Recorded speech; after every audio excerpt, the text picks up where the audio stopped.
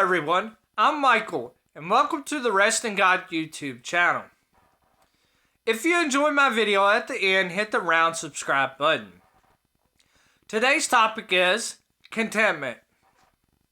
The world and culture has defined contentment for us. It makes two big assumptions. The first assumption is, if we're discontent with what we have, the secret is more equals satisfaction. The second assumption is, our contentment is based on our circumstances. But is this true? Let's look at the ultimate authority, which is the Bible.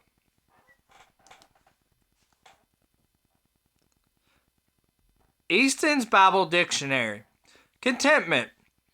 A state of mind in which one's desires are confined to his lot, whatever it may be. 1 Timothy 6, 7-8. For we brought nothing into the world, and we could take nothing out. But if we have food and clothing, we will be content with these. If you have the basic necessities of life, you can be content as a Christian. Hebrews 13:5. Your life should be free from the love of money. Be satisfied with what you have, for he himself has said, I will never leave you or forsake you. We can be content because God promises to never leave us or forsake us. Luke 12:15. He then told them, watch out and be on guard against all greed, because one's life is not in the abundance of his possessions. Clearly, the Bible has a lot to say about contentment. But did you know the Bible also knows the secret to contentment? Philippians 4, 11-13 and 19. I don't say this out of need, for I've learned to be content in whatever circumstances I am. I know both how to have a little and I know how to have a lot. In any and all circumstances, I've learned the secret of being content. Whether well-fed or hungry, whether in abundance or in need, I am able to do all things through him who strengthens me. And my God will supply all your needs according to his riches in glory in Christ Jesus. Before we start, let's look at the context. Paul was writing from prison, chained to a Roman guard. He was under trial under Nero and a possible execution. Paul's circumstances were not the best.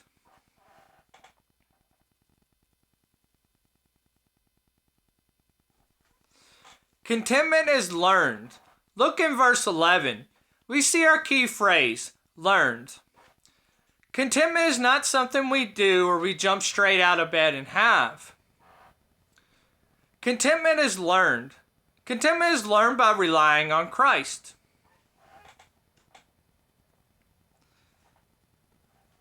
Contentment is independent of circumstances.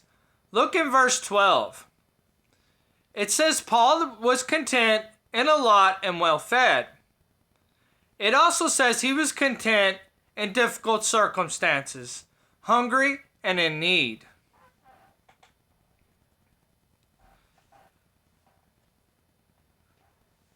The source of our contentment can only be found in Christ.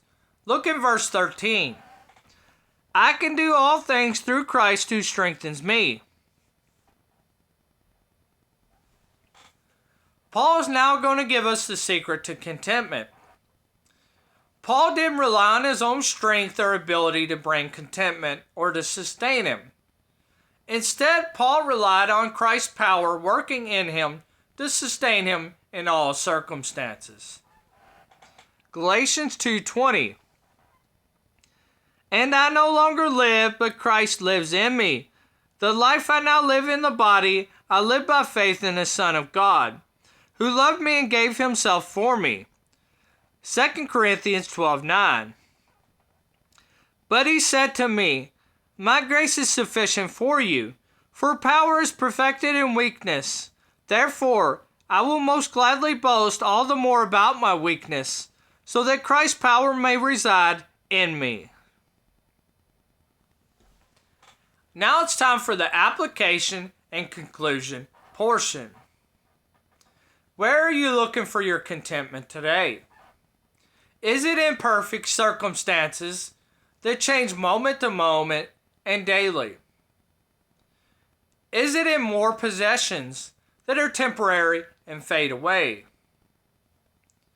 Unfortunately, true contentment cannot be found in external things. There is good news, however. True and permanent contentment can be found by relying on Christ.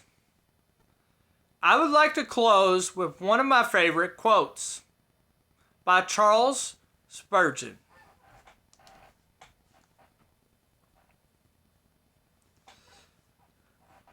I have heard of some good old woman in a cottage who had nothing but a piece of bread and a little water. Lifting up her hands, she said as a blessing, "What? All this and Christ too?"